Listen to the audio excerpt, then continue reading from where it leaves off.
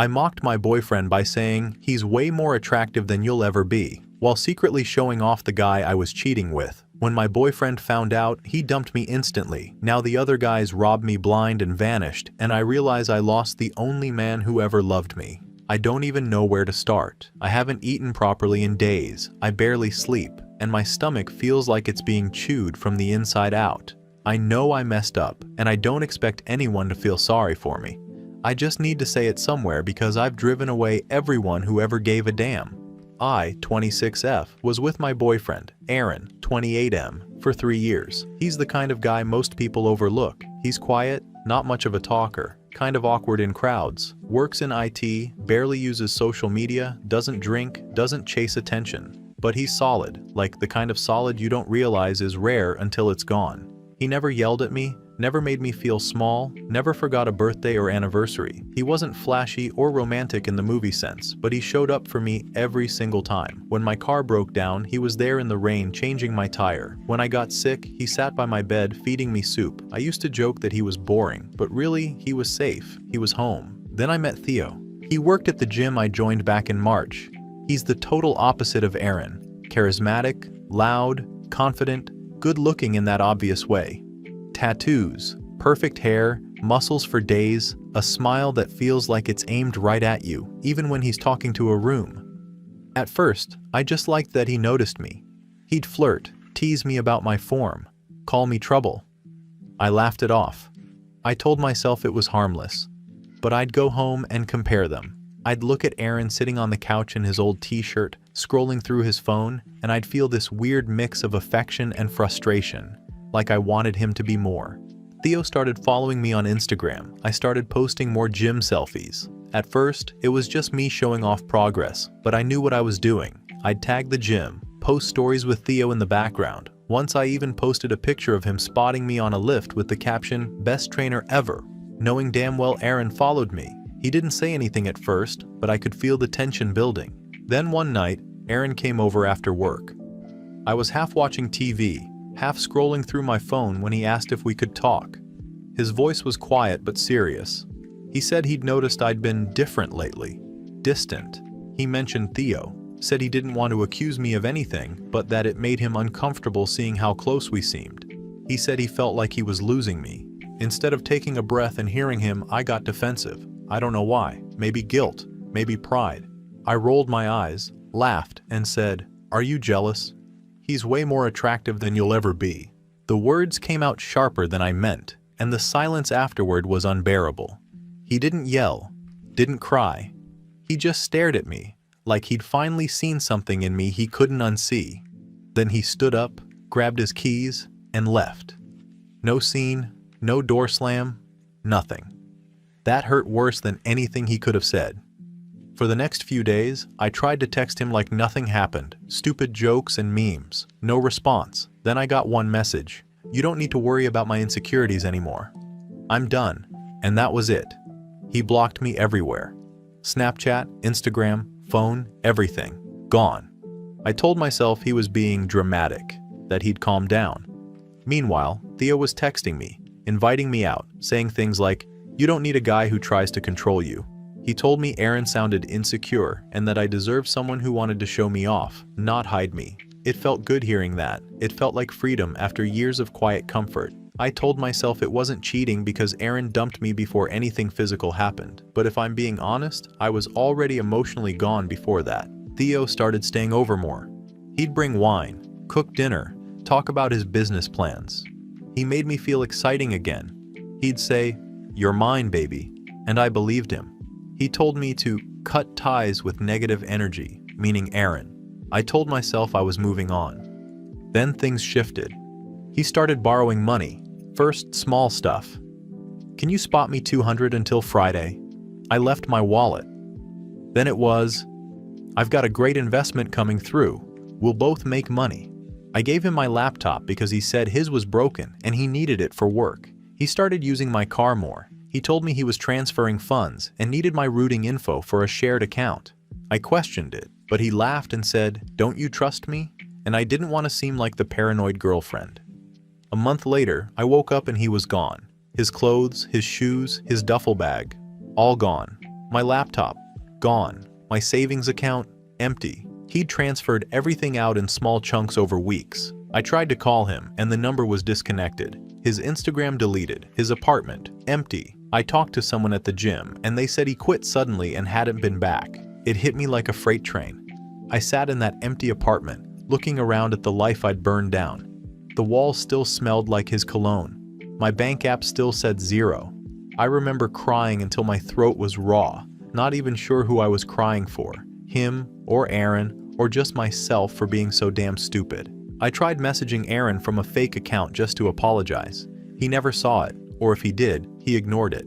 I don't blame him. I said the cruelest thing I could have said to the only man who ever cared about me, and I did it to defend a guy who saw me as a mark. I've had people tell me, "You got what you deserved." Maybe they're right. But the part that kills me isn't the money or the stuff. It's that I can't forget Aaron's face when I said those words. Blank. Calm. Done.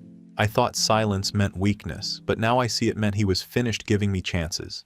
If I could go back, I'd delete every post, unmeet Theo, and tell Aaron the truth before I ever let things get that far. I wasn't trapped in a bad relationship. I was bored and selfish and chasing validation from someone who only saw me as an ego boost. And I destroyed a man who never once made me feel less than loved. Now I come home to an empty bed, check my phone like an addict, hoping for a text that'll never come. And all I can think about is that one line, the one I can't take back. I threw away someone who loved me for someone who saw me as a mark. I wish I could take that sentence back. Update 1.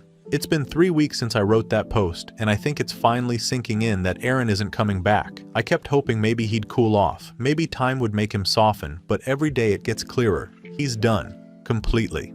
After I posted the original story, I tried not to read too many comments, but the ones I did read hit hard. Some people told me to grow up. Others said I got what I deserved.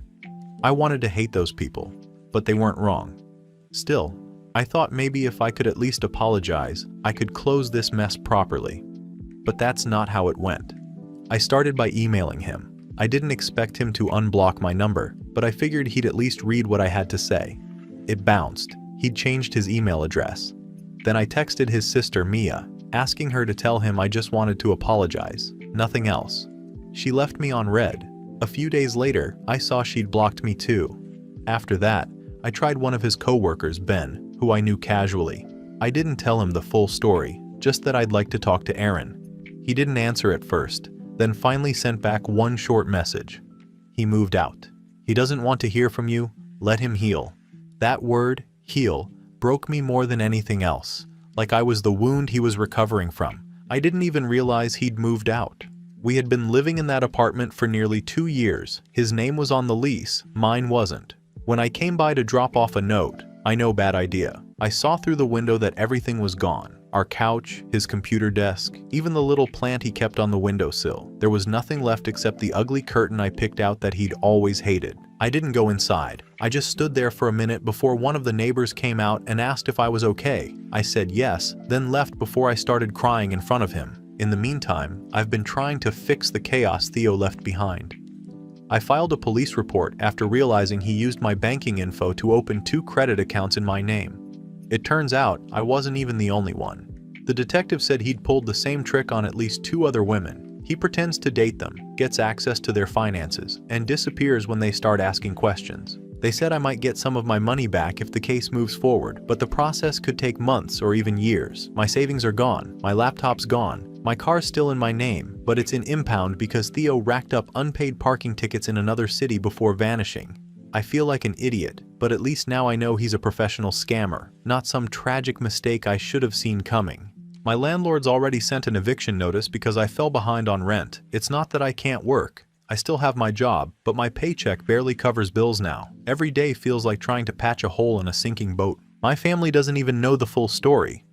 They never liked Theo to begin with, but they think we just broke up. If they knew he robbed me blind, I'd never hear the end of it. And if they knew what I did to Aaron, they'd probably disown me. My mom used to say Aaron was the only man she'd ever trust with her daughter. Every time I think about that, I want to crawl out of my skin. The nights are the worst. I keep rereading old texts from Aaron even though I know it's pathetic. Little things like, "Text me when you get home safe, I can't sleep until I know you're okay." Or, "Don't forget your lunch, I made extra."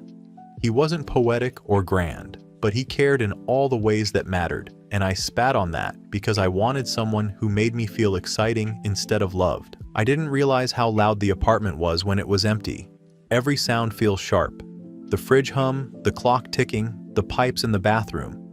All of it makes me feel like I'm being haunted by my own choices. Last week I ran into Mia, his sister, at a cafe near downtown. I swear my heart stopped when I saw her.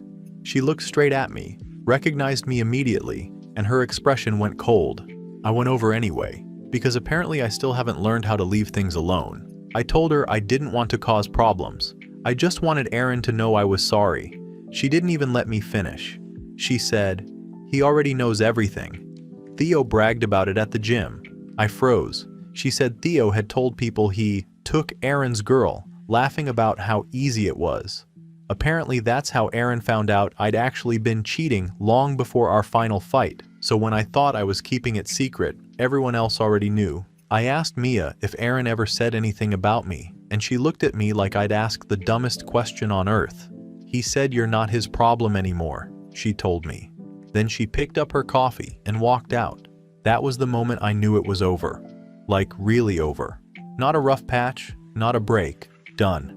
I went back to his old place a few days later because I wanted closure. I wrote him a letter. Nothing manipulative or dramatic. Just a plain apology. I told him I was sorry for what I said, sorry for lying, sorry for making him feel small. I told him I understood if he never wanted to see me again. I left it in his mailbox. 2 days later, I drove by again, and the letter was still there, ripped in half. That's when I stopped pretending I had any control left in this story. I didn't cheat because I was miserable. I cheated because I was selfish. Because I mistook stability for boredom and loyalty for weakness. I thought I deserved something better, but I didn't even know what better looked like. Theo said all the right words, but didn't mean a single one. Aaron said fewer words, but every one of them was real. Now I'm sitting in this apartment, surrounded by past due bills and empty drawers, trying to figure out how I became this person. I'm angry at Theo for using me, at myself for being stupid, and yes, a little at Aaron too for walking away without giving me a chance to explain. I know that's unfair, but part of me still wishes he'd yelled or cursed me out. Anything would have been easier than silence. I keep thinking about something one commenter said on my original post. Some men leave quietly because they're done talking. They leave because nothing they say will matter anymore. I think that's exactly what happened. He didn't want to fight me. He just wanted to be free of me. I don't know where to go from here. I'm trying to dig myself out, literally and emotionally. I got a second job to cover rent for now. I blocked Theo's old numbers, deleted the pictures, reported the credit cards, but it's not fixing the hole I carved in my own chest. I thought heartbreak was just a dramatic word people used online, but now I get it. It's not crying once and moving on. It's lying awake at 3 a.m., gasping like you're drowning. It's realizing the person you hurt isn't thinking about you anymore, and they shouldn't be. Aaron's gone for good. I know that now. And I did this to myself. Update 2. It's been 3 months since my last update, and everything that could collapse has. I lost the apartment last month. My lease was technically in my name after Aaron moved out, but I couldn't keep up with rent once I started paying off the mess Theo left. My job hours got cut, and the landlord didn't care about sob stories. So now I'm back living in my mom's spare room, surrounded by boxes that smell faintly like the life I used to have.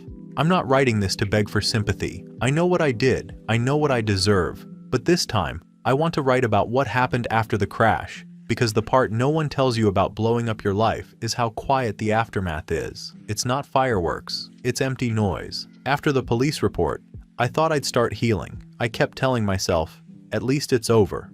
But it wasn't. The bank froze my account pending fraud investigation, so I was living off cash tips from my second job at a diner.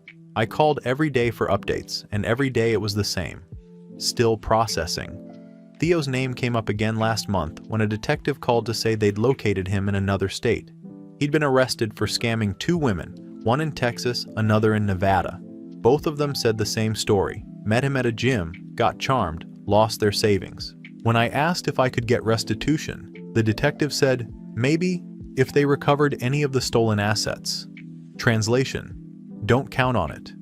I should have felt vindicated, but instead, I felt disgusted with myself. I wasn't special. I was one of many. I wasn't the girlfriend who got betrayed. I was the mark who let it happen. I stopped going on social media after that. Too many reminders. The gym deleted my membership after someone posted about Theo in the local community group. Apparently, one of the other women filed a lawsuit against the chain for ignoring complaints about him.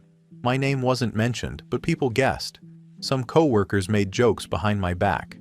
"Don't let Lila near payroll," one of them said once. I laughed along, but I wanted to disappear. Mom doesn't know the full story either. She thinks I lost money in a bad investment. She keeps saying I'm too trusting, and I bite my tongue because if she knew I cheated on Aaron and threw away a man she loved, like her own son, she'd look at me like I was a stranger. There's a lot of shame in pretending to be okay. Every morning, I wake up to the sound of her making coffee and humming, and I lie there staring at the ceiling, pretending I'm just saving money temporarily. But the truth is, I'm here because I have nowhere else to go. I started therapy 2 weeks ago after breaking down at work. My manager found me crying in the walk-in fridge. I told her I was just tired, but she made me take 2 days off and gave me a list of local clinics. I picked one at random. The therapist asked me what brought me there, and I said, I destroyed something good because I wanted to feel exciting. She didn't judge me. She just asked, did it feel exciting? I couldn't even answer. A few days ago, I saw a picture of Aaron online. A mutual friend posted photos from a company event. He was there, with someone new, a woman about our age, long dark hair, smiling, leaning into him. She looked comfortable, happy. So did he. His hand was on her back like it used to be on mine, and for a second I couldn't breathe. It's weird, the way heartbreak sneaks up on you even after you've accepted it. I didn't feel jealous of her exactly. I felt angry at myself for being the reason it wasn't me anymore. I didn't even cry that night. I just stared at the screen for a long time and whispered, good. He deserves that. Then I shut my laptop and went outside for the first time in days. I walked past the park where we used to sit after dinner. There's still graffiti on the bench from that one summer night he carved our initials into the wood with his pocket knife. I thought about how much he hated PDA and how he only did it because I teased him for being too shy. I didn't appreciate it then. Now I'd give anything to hear him tell me to stop laughing so loud again. I wrote him a letter. A real one this time. Not the kind you drop in a mailbox hoping it'll be ignored. One that actually says everything. I didn't write to win him back or make him feel bad. I just wanted him to know I'm sorry in a way that means something.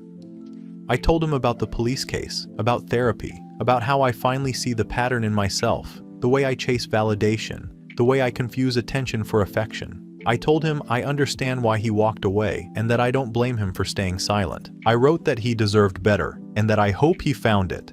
I told him he was right to leave and that I'm grateful he did because it forced me to look at who I am. I ended it with, "You once told me love isn't about excitement, it's about consistency."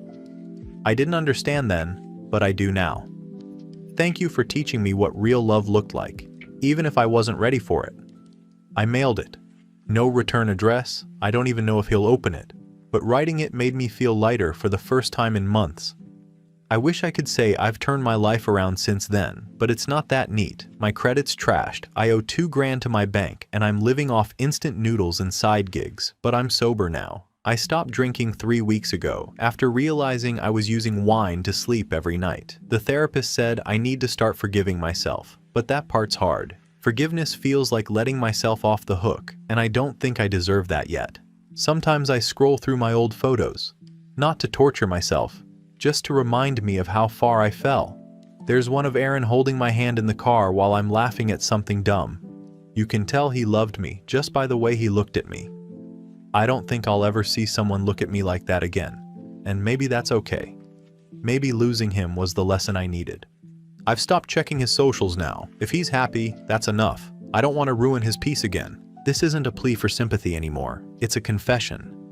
I did something awful, and the punishment wasn't what happened after. It's knowing every good memory has a bad one attached to it now. Every time I think of our first date, I think of how it ended. Every time I remember a laugh, I remember that sentence I threw at him like a weapon. He's way more attractive than you'll ever be. I hear it in my head sometimes, like a loop I can't shut off. I said it to hurt him, and it worked. Now I'm the one bleeding from it. I used to think love was about who made your heart race. Now I know it's about who makes you calm. Aaron did that, and I ruined it because I thought calm meant boring. So yeah, I lost money, friends, and pride, but the real loss is knowing I'll never get to look at him again without remembering what I did. If anyone out there is reading this because they think the grass might be greener, don't do it. Water what you have. Learn the difference between attention and love before you end up like me, sitting in a borrowed room, trying to fix a version of yourself you destroyed. I hope Aaron never reads this, but if he does, I hope he knows. I'm finally doing the one thing I never did right when we were together. I'm learning to take responsibility, and maybe one day, when I've paid off every debt and rebuilt what's left of my life, I'll be able to think of him without guilt. But for now, guilt is the only thing keeping me honest. If I ever fall in love again, I hope I treat them the way Aaron treated me, before I destroyed the one man who already did.